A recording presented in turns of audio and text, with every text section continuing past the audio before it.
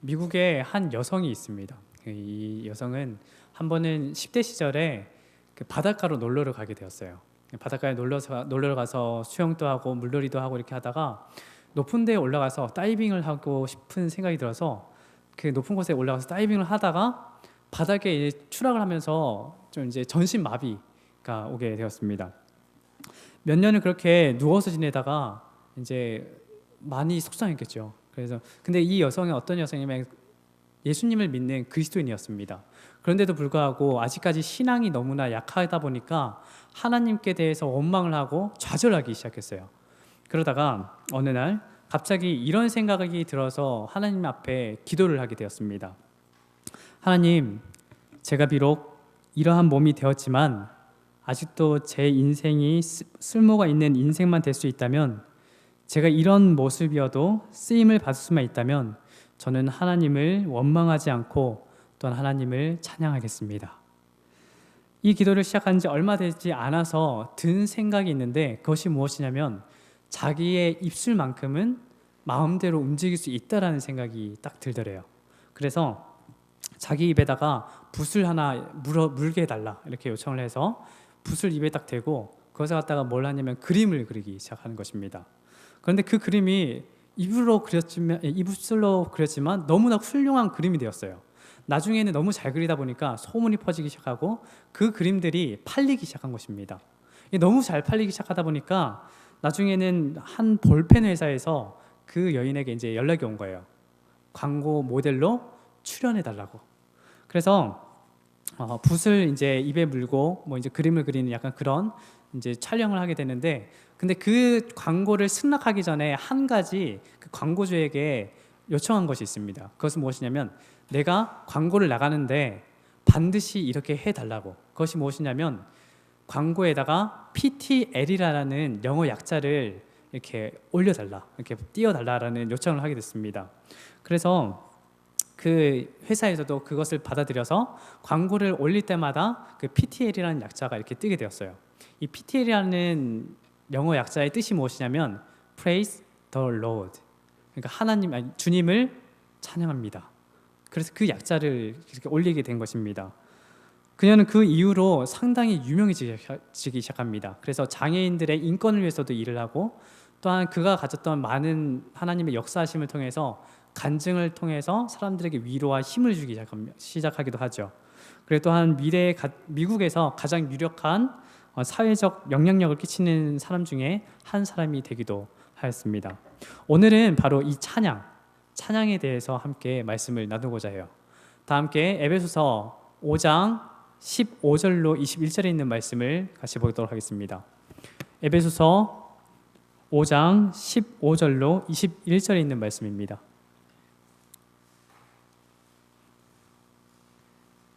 에베소서 5장 15절로 21절에 있는 말씀, 신약성경 316쪽에 있습니다. 신약성경 316쪽 에베소서 5장 15절로 21절에 있는 말씀, 홀수절은 제가 읽고 짝수절은 교우님들께서 읽으시면서 교독하도록 하겠습니다. 그런즉 너희가 어떻게 행할지를 자세히 주의하여 지혜 없는 자같이 하지 말고 오직 지혜 있는 자같이 하여, 그러므로 어리석은 자가 되지 말고 오직 주의 뜻이 무엇인가 이해하라.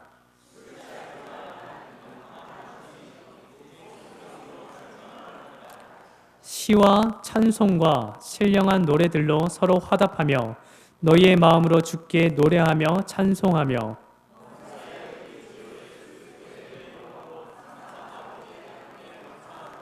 그리스도를 경외함으로 피차 복종하라. 오늘 이 본문에서 특별히 19절에 보면 사도 바울이 특별히 신앙생활을 하는 가운데에서 찬양을 생활화하라고 그렇게 권면하고 있습니다. 19절에 다시 보시면 시와 찬송과 신령한 노래들로 서로 화답하며 너희의 마음으로 주께 노래하며 찬송하며, 여기 보면은 노래하며 화답하며 서로 화답하며 찬송하며라는 단어가 이렇게 주어졌는데 이것은 뭐 이렇게 잠시 잠깐에 이루어지는 것이 아니라 연속적으로 꾸준히 이루어지는 것을 의미를 합니다. 그것은 무엇을 뜻하냐면 찬송은 우리가 언제든지 불러줘야 하는 것이고 우리의 삶 자체가 또한 찬양이 되어야 한다는 것이지요. 근데 문제가 있다면 그렇다면 우리가 찬양을 어떻게 생활화할 수 있냐는 것이에요. 어떻게 찬양을 생활화할 수 있을 것인가? 이 찬양을 생활하기 위해서는 우리는 찬양을 생활하기 위해서 어떠한 대답을 찾아야 합니다. 근데 그 대답을 찾기 위해서 세 가지 질문에 대해서 함께 나누도록 하겠습니다. 그래서 그 질문에 대한 답을 우리 한번 찾으면서 찬양에 대해서 한번 생각하도록 하겠습니다. 첫 번째 질문은 이것입니다. 찬양의 이유는 무엇인가? 찬양의 이유는 무엇인가라는 것입니다. 그 이유는 상당히 단순하고 분명해요. 쉽게 말하면 우리가 그리스도인이기 때문에 찬양을 한다는 것입니다. 찬양을 드린다는 것입니다. 오늘 이 말씀이 주어진 그 대상이 찬양의 은사를 가진 사람들뿐만 아니라 모든 사람들에게 해당한다는 것을 우리는 주목하셔야 됩니다. 찬양을 잘 부르는 사람들 종종 보게 되죠. 이제 저도 그런 이제 찬양을 너무나 잘 부르는 사람을 보면 부럽습니다. 어떻게 그렇게 노래를 잘 부를까? 어떻게 저렇게 은혜롭게 노래를 부를까? 어떤 분들은 그냥 찬양 부르는 자체만으로도 사람들에게 감동을 주고 눈물을 흘리기도 합니다. 저는 그렇게 이제 뭐 제가 노래를 불러서 뭐 눈물을 빼거나 그렇게 하지 못하는, 그렇게 노래를 잘 부르지 못하는데, 그런데 이 찬양을 부르는 것을 보면은 너무나 좋습니다. 그런데 그런 사람들이 부럽긴 하지만 그 사람들에게만 찬양을 부를 수 있는 특권을 주신 것은 아니에요. 우리가 찬양을 잘 부르지 못하더라도 우리 모두에게 찬양을 부를 수 있는 특권을 하나님께서는 허락을 하셨죠.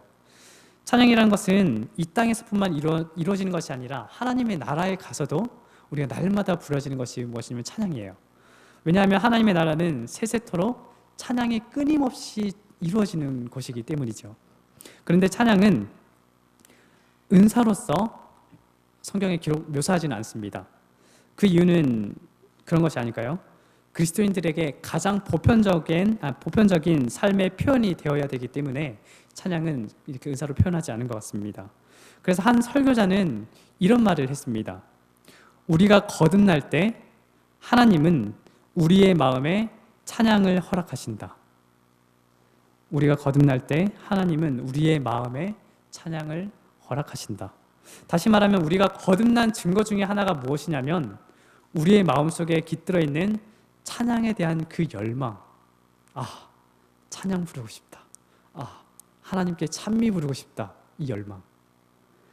이것이 우리가 거듭난 증거라고도 할 수 있는 것입니다. 한 선교사가 있어요. 그가 청년 시절에 구원 문제에 대해서 상당히 고민을 했다라고 합니다. 그는 자신이 구원받기 위해서는 자기 스스로 무엇인가 열심히 해야 된다라는 생각을 갖고 있었던 청년이었어요. 그런데 아무리 노력을 해도 자신의 마음속에 구원의 기쁨도 없고 구원의 문제에 대해서 해결책이 없다라는 것에 대해서 고민을 하게 됩니다. 그래서 그렇게 생활을 하다가 나중에는 교회 밖에 이렇게 맴돌기도 하죠. 그러다 어느 날 누군가가 그에게 소책자 하나를 이렇게 건네줍니다. 그 소책자의 제목은 그리스도께서 완성하신 구원이라는 작은 소책자인데 여기에 보면은 좀 중요하게 다루는 내용이 무엇이냐면 다 이루었다. 예수님께서 십자가에 돌아가시기 전에 말씀하셨던 그 말씀 있죠. 다 이루었다. 이것과 관련해서 말씀이 기록된 책자인데 즉 우리 예수님께서 다 이루셨다는 것입니다. 구원이란 것은 내가 행한 무엇의 결과로 오는 것이 아니라 주님께서 다 이루신 것이다 라는 것이죠. 예수님께서는 2000년 전에 이 땅에 오셨습니다. 그리고 우리를 구원하기 위해서 십자가에 달려 돌아가셨죠. 내가 받아야 할 죄값을 예수님께서 지불을 하시고 우리를 구원하셨습니다. 그리고 이 십자가에 돌아가시기 전에 예수님께서는 다 이루었다라고 말씀하시면서 죽음을 맞이하셨죠. 그는 이러한 복음에 대한 글을 읽다가 갑자기 구원에 대해서 생각이 바뀌기 시작한 것입니다. 전에는 내가 무엇이든지 열심히 뭔가를 했어야지 내가 구원을 얻을 수 있다라고 생각했는데 그것이 아니라 구원은 하나님께서 우리에게 주시는 선물이라는 것을 완전히 깨닫게 된 거예요. 그래서 그러면서 이제 깨달은 것이 또 무엇이냐면 그렇다면 내가 할 수 있는 것이 무엇일까? 구원은 하나님께서 주신 것인데 그것은 내가 하나님께 찬양하는 것이다 라는 생각을 함께 하게 된 것입니다. 우리가 구원을 얻었다 해서 우리가 신앙생활을 똑바로 하지 않는 것은 당연히 안 되는 것이죠. 그러나 우리가 하나님의 그 사랑, 우리를 구원하셨던 그 사랑을 통해서 우리가 마땅히 예수님의 뜻대로, 하나님의 뜻대로 사는 것이 마땅한데 우리가 할 수 있는 것이 무엇이냐? 여러 가지들이 있겠지만 찬양을 드리는 것, 그것이 바로 그가 할 수 있는 것이다라는 생각을 하게 됩니다. 그래서 어떻게 보면 찬양이란 것은 구원받은 자들이 마땅히 해야 할 것이에요. 따라서 모든 그리스도인들은 하나님을 찬양해야 하는 것입니다. 왜 찬양을 해야 합니까? 그것이 구원받은 그리스도인으로서 지극히 당연한 일이기 때문에 우리는 찬양 드려야 하는 것이죠. 찬양을 생활화하기 위해서 중요한 두 번째 질문이 있습니다. 그것은 무엇이냐면 찬양의 방법이 무엇인가 라는 것입니다. 본문에는 찬양의 다양한 유형들에 대해서 기록하고 있습니다. 그 19절에 있는 말씀을 보면 이렇게 기록하고 있는데요. 시와 찬송과 신령한 노래들로 서로 화답하며 너희의 마음으로 주께 노래하며 찬송하며 이렇게 기록을 하고 있습니다. 여기에서 보면 시와 찬송과 그리고 신령한 노래들이라고 표현을 하고 있죠. 그렇게 이렇게 세 가지로 구별해서 나타나는데 실제적으로 이 시 그리고 찬송, 신령한 노래들을 이렇게 구분하는 것이 어떻게 보면 쉽지는 않습니다. 그래서 어떤 신학자들은 이것을 구분하는 것은 상당히 무의미한 것이다. 그냥 그저 이것을 찬양의 여러 가지 형태로서 그냥 나타낸 것일 뿐이다. 이렇게 해서 구분을 하지 않는 사람도 있는데 그 신학자 중에서 유명한 신학자 중에 F.F. 브루스라는 신학자가 있습니다. 그 사람이 이것을 갖다가 딱 정확하게 좀 명확하게 구분을 했어요. 우리 재림교회에도 이것을 구분을 했습니다. 어떻게 이 F.F. 브루스는 구분을 했냐면 시가 무엇인가 라고 했을 때 시의 초점은 감사다라는 것입니다. 감사.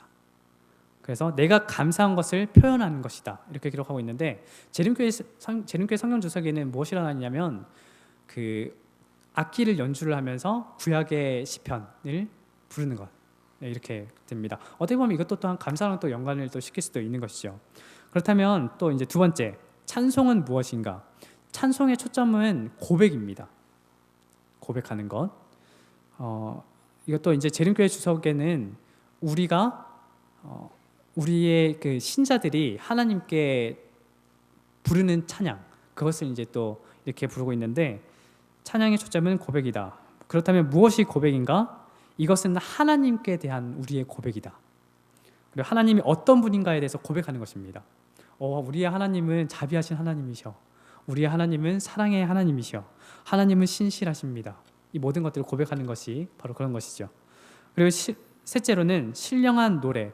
이것의 초점은 무엇이냐면 우리의 간증입니다. 내가 경험한 것, 내가 경험한 어떤 것, 하나님께서 그 우리의 삶 가운데 역사하셔서 우리에게 이루어진 모든 것들, 그런 것들을 우리의 간증을 통해서 고백하는 것이 또한 신령한 노래다라고 합니다. 이런 식으로 그는 세 가지로서 구별을 하게 됩니다. 만약에 우리가 이것을 그대로 받아들인다면 이렇게 말할 수 있죠. 우리의 찬송은 우리가 찬양하는 것은 어떤 의미를 갖고 있냐면 감사하는 것, 고백하는 것, 간증하는 것입니다. 좀 더 나아가서 구체적으로 이런 것들을 이렇게 어떻게 표현할까요? 어떻게 찬양을 할 수 있을까요? 우선 여기서 찬송하다라는 말은 영어로서 무엇이라고 기록하고 있냐면 영어로 이제 making melody 또는 make music이라고 이렇게 기록을 합니다. 그 멜로디를 만들어라, 음악을 만들어라 이런 뜻인데 그러니까 우리의 음성으로 우리의 목소리로도 노래를 만들 수 있잖아요. 근데 이 우리의 목소리뿐만 아니라 여러 악기들을 통해서도 충분히 찬양을 드릴 수 있다는 것입니다. 찬양이라는 것은 또한 목소리나 악기로만 할 수 있을 뿐만 아니라 우리의 언어를 통해서도 찬양을 드릴 수 있어요. 언어도 찬양입니다. 그 말에 멜로디가 붙어 있지 않아도 찬양입니다. 19절에 이렇게 기록합니다. 시와 찬송과 신령한 노래들로 서로 화답하며. 여기 서로 화답하며라는 부분을 영어로 단어를 이제 살펴보면 어떻게 기록하고 있냐면 speaking to one another라고 기록하고 있는데 그것을 번역을 하면 서로 말하다라는 뜻이에요. 그래서 말로 해도 찬양인 것입니다. 하나님은 위대하십니다. 서로 간에 이렇게 대화하면서 하나님은 위대하십니다. 하나님은 사랑이십니다. 내가 그 하나님을 만났습니다. 이 모든 것들이 찬양이 될 수 있다는 것입니다. 또 심지어는 여기에서 서로 화답하다라는 것은 우리 교우님들 간에 어떠한 격려를 나눌 때에도 찬양이 될 수 있다는 것도 포함이 됩니다. 크게 이제 우리가 해석을 한다면, 물론 우리의 찬양은 당연히 하나님께 드리는 것이 마땅히 찬양 드리는 것입니다. 그런데 그래서 본문에서도 주께 화답하라, 찬송하라고 되어 있어요. 하지만 너희가 서로 화답하라는 의미도 갖고 있습니다. 찬양을 넓은 의미에서 보면 우리가 만나는 주변 교우님들과 함께 따뜻한 격려의 말들 하는 것들, 이것도 찬양이 될 수 있다는 것입니다. 우리가 찬양이라는 단어에 대해 어떻게 생각하면 찬양이라는 단어를 지나치게 종교화했기 때문에 좀 어렵게 생각할 수 있는데, 일반적으로 찬양을 이제 영어로 우리가 쓴다면 가장 많이 쓰이는 것이 praise라는 단어인데, 근데 이 praise라는 단어를 달리 번역하면 뭐냐면 칭찬입니다. 칭찬. 내가 어떤 사람을 격려하다 보면은 이제 위로를 하게 되고 뭐 칭찬을 하게 되잖아요. 그리고 우리 그리스도인들이 이런 것을 행하는 것도 아주 넓은 의미에서는 찬양 속에 포함된다는 것입니다. 서로 간에 격려를 해주고 칭찬을 해주고 위로를 해주는 이 모든 것들이 찬양이 된다는 것입니다. 우리가 살면서 격려가 얼마나 필요합니까? 많이 필요하잖아요. 사도 바울은 어쩌면 이런 것들을 염려하며 말했을 수도 있어요. 너희가 서로 모일 때마다 격려하라고 말이죠. 칭찬하라고. 우리가 지나치게 하나님께 향하는 초점만 강조한 나머지 사람에 대한 초점을 망각하다 보면 우리 삶이 되게 삭막해지죠. 우리는 우리 인간 상호 간에 따뜻한 격려하는 것 상당히 중요합니다. 성경은 넓은 의미에서 그것도 바로 찬양에 속한다라고 그렇게 말하고 있는 것이죠. 그렇다면 우리의 입술로 찬양하는 것, 그것만 찬양일까요? 아까 악기 연주를 하는 것도 찬양이다 했는데 그것뿐만 아니라 마음으로 찬양을 드려도 그것도 마땅히 찬양입니다. 마음속에 들어있는 그 감사, 상당히 감사한 거잖아요. 되게 중요한 건데, 그래서 오늘 본문에 보시면 19절에 보시면 너희의 마음으로라고 기록을 하고 있어요. 너희의 마음으로 기록하는데 내 마음속에 하나님께 대한 따뜻한 그 감사함, 그 하나님께 주체할 줄 모르는 그 찬양 드리고 싶은 그 마음 그 자체도 찬양이라는 것입니다. 그렇다면 어떻게 찬양할까요? 한마디로 말하면 모든 방법을 통해서, 여러 방법을 통해서 우리는 찬양 드릴 수 있습니다. 우리의 입술을 통해서 찬양을 드릴 수 있는 것이고, 우리가 악기를 연주하면서 찬양을 드릴 수 있는 것이고, 우리가 서로에게 대화를 나누면서도 찬양을 드릴 수 있는 것이고, 우리가 말하지 않고 우리 마음속으로 찬양을 드리는 것도 찬양이 될 수 있는 것입니다. 우리의 모든 삶의 어떠한 상황 가운데서도 어떠한 방법을 통해서라도 하나님께 찬양 드릴 수 있는 우리 안산교회 교우님 되기를 간절히 소원합니다. 이제 더 중요한 질문을 찾고자 합니다. 셋째로, 찬양의 조건은 그렇다면 무엇인가라는 것입니다. 찬양의 조건은 무엇인가? 오늘 본문에서 가장 중요한 명령은 아마도 성령의 충만함을 받으라는 명령일 것입니다. 18절에 이렇게 기록하고 있죠. 술 취하지 말라. 이는 방탕한 것이니 오직 성령으로 충만함을 받으라. 이렇게 기록을 하고 있습니다. 어떤 사람은 찬양과 관련해서 18절에 대해서 흥미로운 말을 한 사람이 있어요. 뭐냐면 술 취함과 성령 충만을 비교를 했어요. 술을 취한 사람도 노래를 부르잖아요. 이제 고성방가를 하면서 막 찬양을 부르는데, 노래를 부르는데, 비록 그들은 이제 세상적인 노래를 부르지만 영에 충만한 사람은 영적인 노래를 부릅니다. 성령에 충만한 사람은 영의 노래를 부릅니다. 18절의 말씀은 명령이에요. 성령의 충만함을 받으라. 그리고 이어서 이제 19절의 말씀이 주어지는 것이죠. 그래서 18절에 성령의 충만함을 받으라. 그 다음에 서로 노래하고 찬송하라는 권면이 뒤따르게 된 것입니다. 그래서 따라서 19절에 찬송하라는 겉면은 성령 충만의 결과적 상태라고 묘사하는 학자들이 있어요. 그러니까 내가 성령 충만함을 받았기 때문에 이렇게 찬양을 부르는 것이다라고 이렇게 하는 학자들도 있고, 또 어떤 학자들은 이렇게 말하죠. 19절에 사용된 뭐 화답하며 노래하며 찬양하며라는 것이 분사로 되어 있는데, 이것들은 어쩌면 성령 충만의 조건이라는 것입니다. 그것이 무슨 말이냐면 우리가 성령 충만함을 받기 위해서 찬양을 부른다는 것이죠. 그래서 이 두 가지 의미가 있는 것이에요. 성령 충만하면 찬양을 하게 된다라는 것. 또 하나는 우리가 성령 충만함을 받기 위해서는 찬양을 불러야 한다라는 것입니다. 근데 이거는 어떻게 보면 진짜 사실적인 것입니다. 성령 충만하면 가슴 속에서 찬양이 넘치잖아요. 성령이 우리 마음속에 가득하면 노래 부를 수밖에 없어요. 찬미할 수밖에 없습니다. 찬양하지 않고는 견딜 수가 없게 돼요. 막 찬양의 샘이 막 마음속에서 이렇게 일어납니다. 제가 이제 뭐 등산 같은 걸 이제 종종 하는데, 등산을 하다 보면 어느 순간에 이제 예수님에 대해서 딱 묵상하다 보면은 입술에서 자동적으로 찬양이 흘러나와요. 그리고 한 번은 이제 안양교회에서 이제 청년들과 함께 한라산 등산을 하게 됐는데, 한라산 등산을 참 이렇게 쉽지 않은데 청년들과 함께 이제 올라가다가 그 한라산 꼭대기에 올라가지고 그 드넓은 이렇게 대지를 딱 이제 산 꼭대기를 이렇게 보는데 입술에서 자동적으로 찬양이 흘러나오는 것입니다. 왜냐하면 하나님께서 이 놀라운 것들을 창조하셨구나. 그러다 보니까 창조주 하나님을 찬양할 수밖에 없더라고요. 이게 제가 이제 노래 부르고 싶어서가, 찬양을 부르고 싶어서가 아니라 찬양을 입술에서 자동적으로 이렇게 흘러나오는 것을 발견하게 되었습니다. 은혜를 받으면 찬양이 샘솟아 오릅니다. 일단 찬양이 터져 나옵니다. 그러나 또 이러한 것도 사실이죠.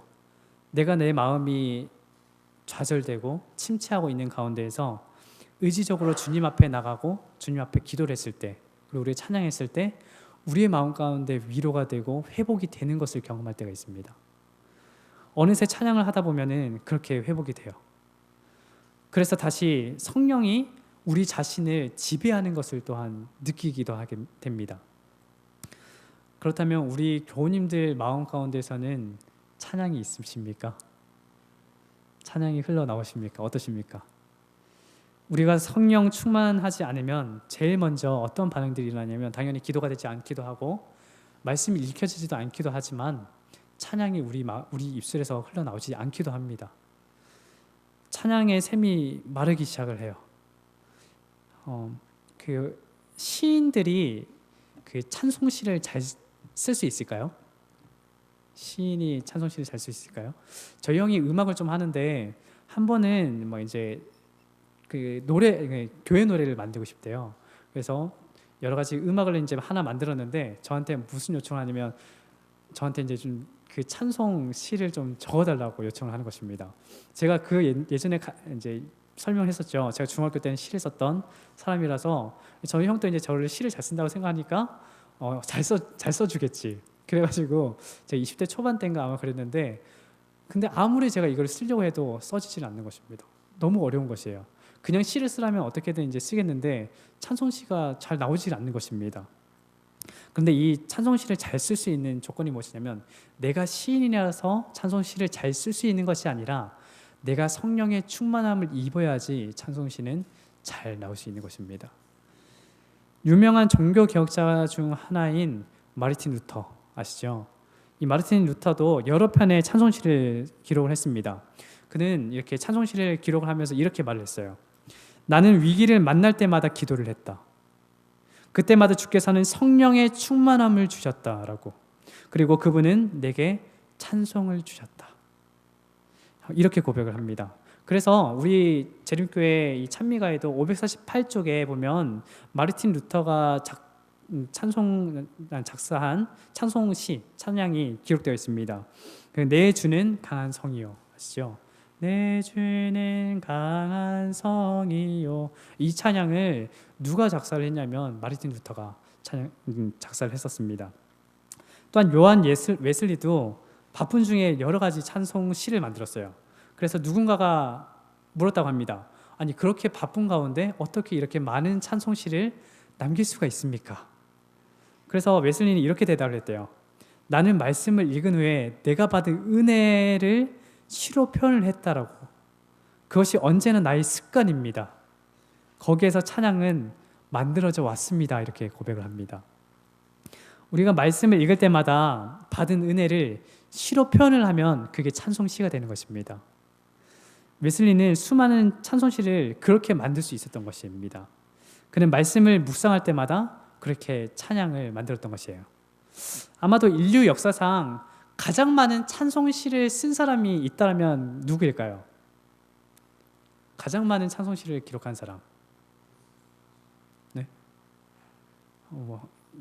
제가 지금 들리지 않았지만 페니 크로스비라는 분이 계세요. 페니 크로스비. 이분은 그 시각 장애인입니다. 시각 장애인인데도 불구하고 그가 평생 동안 몇 곡의 찬송 시를 만들었냐면 8,000에서 9,000. 엄청나게 많은 양을 만들었죠. 우리가 너무나 잘 알고 있는 찬양 찬미가들이 있습니다. 그일들을 이루신 하나님께, 그리고 주의 음성을 내가 들으니 사랑함이 넘치네, 주와 같이 되기를, 이것도 있고요. 그리고 예수로 나의 구주 삼고, 참 많죠. 우리가 참 많이 부르는 찬미가들인데 그것 말고도 십자가로 가까이, 나의 갈 길 다가도록, 나의 영원하신 기업, 오 놀라운 구세주 예수 내 주, 이것뿐만 아니라 저희 이 재림교회 찬미가에 보면은 총 30곡이 기록이 되어 있어요. 그가 이런 말을 했습니다. 나의 기도는 나의 찬송입니다.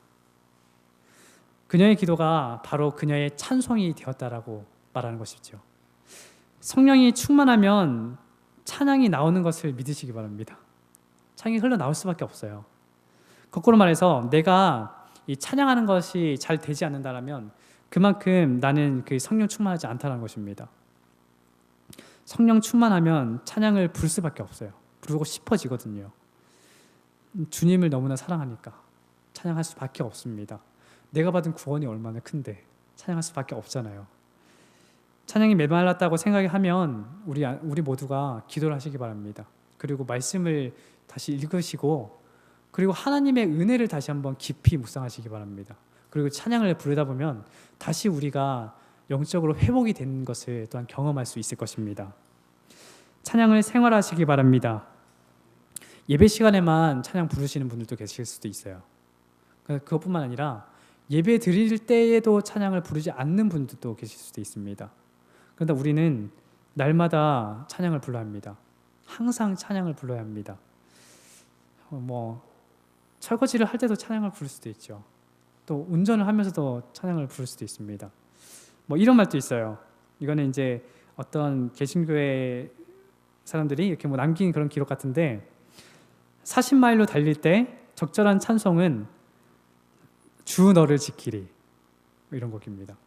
그리고 50마일로 달릴 때 적절한 찬송은 내 주를 가까이 하려 함은, 그리고 60마일로 달릴 때는 예수가 우리를 부르는 소리, 그리고 70마일로 달릴 때는 나 이제 집에 옵니다. 내 집을 찾아 주여 나를 받아주소서. 이렇게 여러 가지 찬양을 이제 이렇게 속도에 비해서 이렇게 찬양을 부르는데, 그게 아니더라도 우리가 항상 이렇게 찬양을 불러야 한다는 것이죠. 저도 이제 장거리 운전을 하거나 때로는 그냥 짧게 운전을 하더라도 이제 졸리거나 아니면 정말 찬양이 풀려 나올 때는 계속 찬양을 부르면서 운전을 하거든요. 근데 찬양을 부르면은 졸음이 오더라도 이제 깨질 때가 많이 있어요. 그 은혜가 너무 더 커서 그렇게 될 때가 많이 있는데, 우리 안성교회 모든 교우님들도 그렇게 매 순간 어디에 있든지 찬양을 부르시길 간절히 소원합니다. 찬양하며 주님께 나아가는 그러한 삶, 이것이야말로 성령 충만한 삶이 된다라고 생각합니다. 2차 세계대전 후에 독일의 한 간호사가 혀암도 있어요. 혀암으로 이제 혀를 절단하게 됩니다. 근데 그녀는 상당히 신실했던 여성이에요.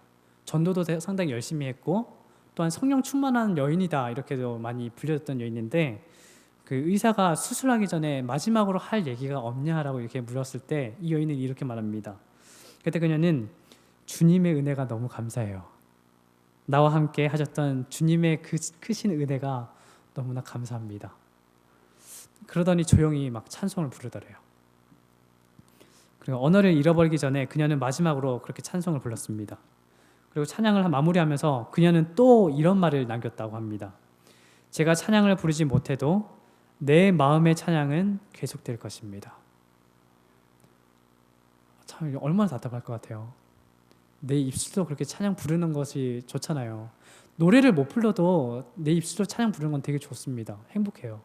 그런데 이 여인은 자신이 혀함으로 혀를 절단해야 하지만 그런 가운데서도 이 하나님 은혜에 감사하다고 표현을 하고 마지막으로 또 찬양을 부르고 마지막까지 혀가 잘리더라도 내가 하나님께 간절한 마음으로 찬양을 부르겠습니다 라고 하는 그 신령, 이 마음을 우리가 가져야 하는 것입니다. 이것이 진짜 어떻게 보면 찬양이 아니겠습니까?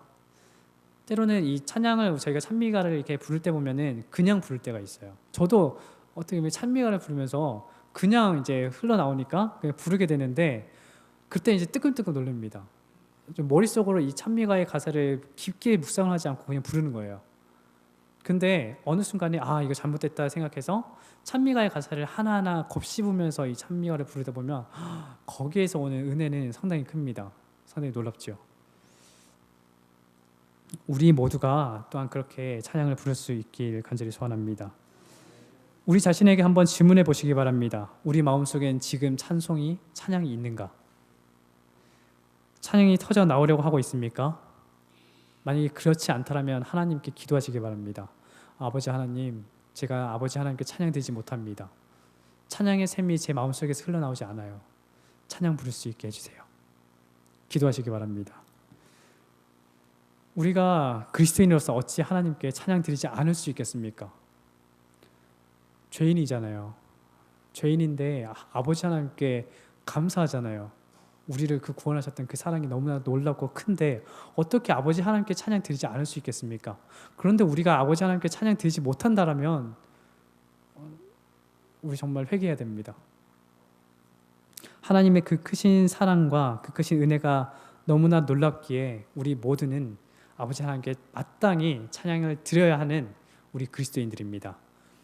우리 안산교회 모든 교우님들이 날마다 하나님께 감사하며 우리의 입술로도 우리가 악기를 통해서도 또한 우리의 마음으로도 아버지 하나님께 찬양 드리는 모두가 되기를 간절히 바라며 말씀을 드리겠습니다.